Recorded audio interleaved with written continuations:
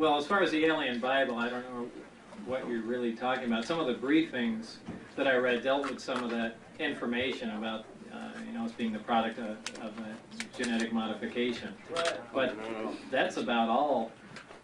That's about all that I know. The repercussions, the big story, all that, you know, all that I really have no idea about. Well, I meant, like, you mentioned the date when they were supposed to return. Is something supposed to happen when they return? I have no idea. Okay. It was just a date, and it was a number that made no sense to me. It was a 601 or 30 something, you know, obviously in a different numerical system. And so other than having created us and then the genetic upgrades, that's it as far as... That's Supposedly, if that information is correct, yeah. I'm interested in a little bit more about the physics of the power generation from the development of the antimatter to the gravity A wave and amplification and that process of the generation of that and being able to fold space. Can you repeat the question? That's a pretty lengthy explanation. In other words, the relationship between the development of antimatter and the gravitational force field. Well, I can give you, I guess, a brief overview of essentially how that works. If you want an in-depth description of that, you can give me your address and I can send you a paper on it. Essentially, what the reactor does is provide electrical power and the base gravity wave to amplify, and it does that by interacting matter and antimatter, essentially. The way it does that is injecting an accelerated proton into a piece of 115 that spontaneously generates antihydrogen, essentially. That's reacted in a small area. It's a compressed gas, probably a compressed atmospheric gas, and you know, the antimatter reacting with matter produces the energy, mainly heat energy, and that is converted into electrical energy by a thermionic generator that appears to be 100% efficient, which is, you know, a difficult concept to believe anyway. Also, the reactor has two functions. That's one of them. The other function is it provides the basic gravity wave that's amplified, and that appears at the upper sphere of the amplifier itself, and that's tapped off with a waveguide similar to microwaves, and is amplified and focused, essentially. So how is the electrical energy related to the amplification of the gravitational A wave energy? The electrical energy is transmitted essentially without wires, and I related it to almost a Tesla setup. It seemed like each subcomponent on the craft was attuned to the frequency that the reactor was operating at. So essentially the amplifiers themselves receive the electrical energy like a Tesla coil transmits power to you know, a fluorescent tube. What was the rest of the question? Yeah, in other words, what is the relationship between, I think that's, you basically answered. Yeah, that's how the amplifiers receive the power through the waveguide to receive the basic wave. It's very, very similar to a microwave amplifier. And, you know, for more technical description, yeah, I can send you drawings or things along those lines, but that's basically how it works. I understand you took some 115 home with you to do some testing on your own. I obtained it, yeah. Did you document any of your testing? Yeah. You did? Yeah, the video, mostly videotape and things like that. John said it was stolen from you later. Last night he said. They stole it back. Stole it back, he said? Well, there's another level to that, but like I said, right now it's in private hands. Okay. Element 115, John said last night that a wedge that's about 2 inches in length will run the ship up to 30 years. How does that go in light years? How long would that be?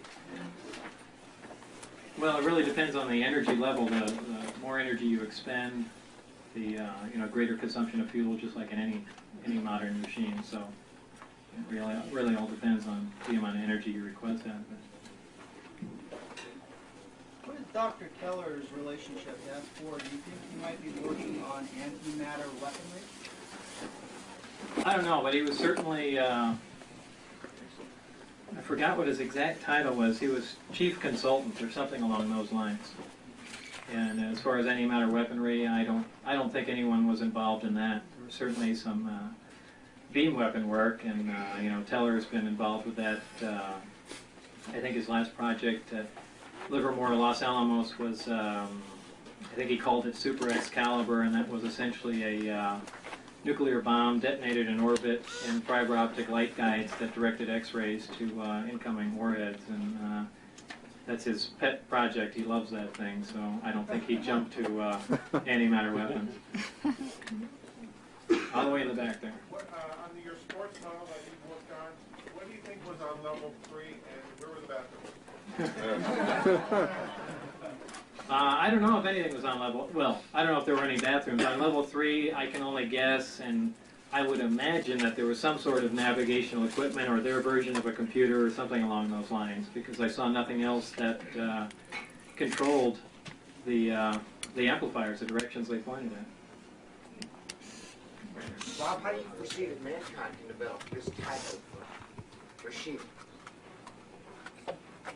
I really don't. I really don't, without access to certain materials. Or maybe new manufacturing techniques that can produce those. But until those problems are solved, you know, the fact that we even know how to deal with it or even duplicate it, you know, is pretty useless.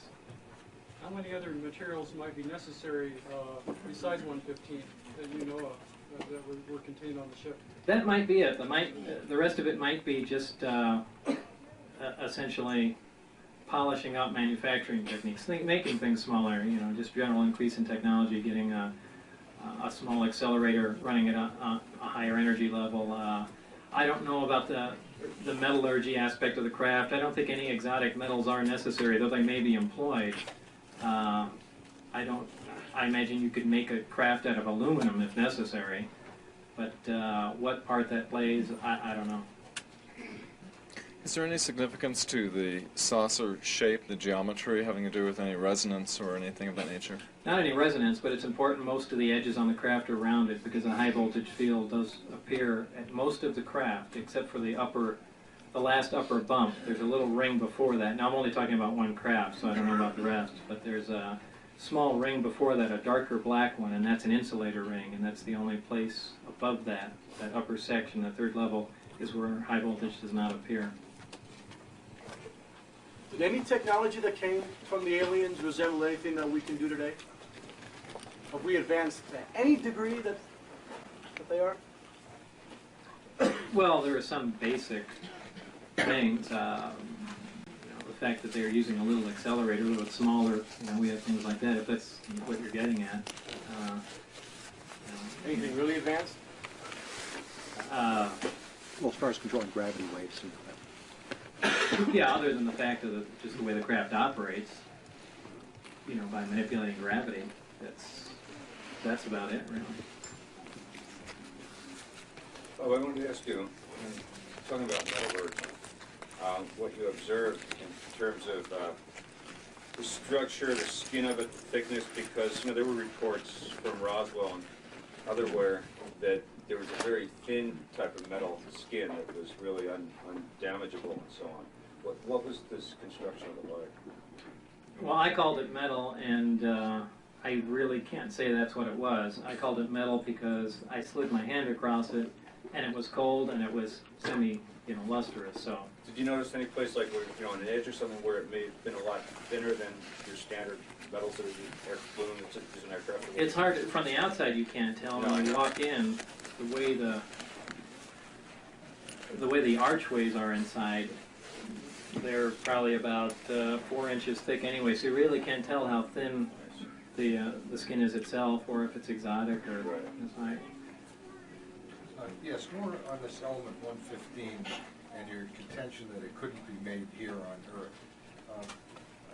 What if you found the right bombardment speed, the right target shape, and the right containment?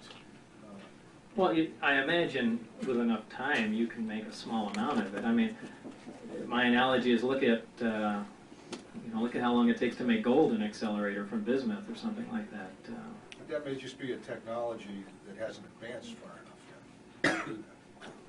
Right, but the bottom line is you have to sit there and plug in protons and neutrons, for that matter, into an existing atom, and you have to do it, you know, essentially on an individual basis, and they're not all going to catch on. Some are going to.